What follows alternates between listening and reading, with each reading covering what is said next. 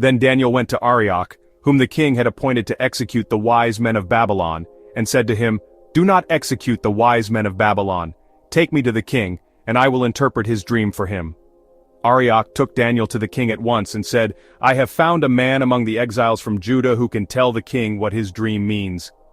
The king asked Daniel, also called Belteshazzar, "Are you able to tell me what I saw in my dream and interpret it?"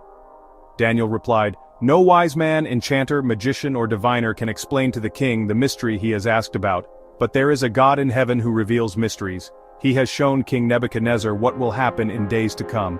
Your dream and the visions that passed through your mind as you were lying in bed are these.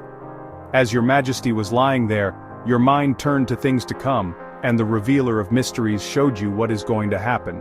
As for me, this mystery has been revealed to me, not because I have greater wisdom than anyone else alive, but so that your majesty may know the interpretation, and that you may understand what went through your mind. Your majesty looked, and there before you stood a large statue, an enormous, dazzling statue, awesome in appearance. The head of the statue was made of pure gold, its chest and arms of silver, its belly and thighs of bronze, its legs of iron, its feet partly of iron and partly of baked clay. While you were watching, a rock was cut out, but not by human hands. It struck the statue on its feet of iron and clay and smashed them.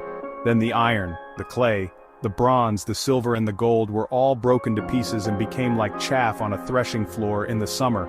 The wind swept them away without leaving a trace.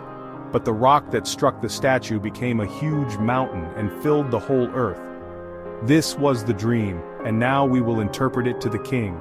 Your majesty, you are the king of kings. The God of heaven has given you dominion and power and might and glory. In your hands he has placed all mankind and the beasts of the field and the birds in the sky.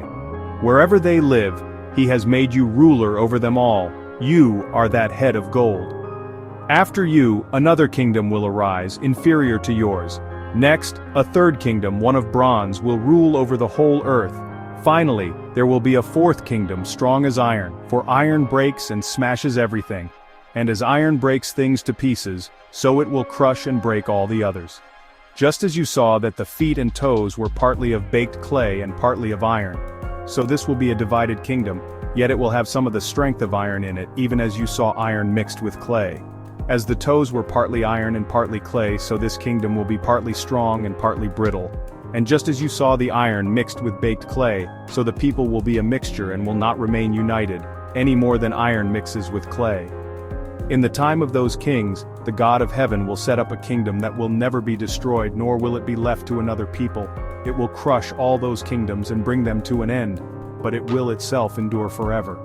This is the meaning of the vision of the rock cut out of a mountain but not by human hands, a rock that broke the iron, the bronze, the clay, the silver and the gold to pieces. The great God has shown the king what will take place in the future. The dream is true, and its interpretation is trustworthy. Then King Nebuchadnezzar fell prostrate before Daniel and paid him honor and ordered that an offering and incense be presented to him. The king said to Daniel, "Surely your God is the God of gods and the Lord of kings and a revealer of mysteries, for you were able to reveal this mystery." Then the king placed Daniel in a high position and lavished many gifts on him. He made him ruler over the entire province of Babylon and placed him in charge of all its wise men. Moreover, at Daniel's request, the king appointed Shadrach, Meshach, and Abednego administrators over the province of Babylon, while Daniel himself remained at the royal court. Follow, learn to know the Bible. Thank you and God bless you.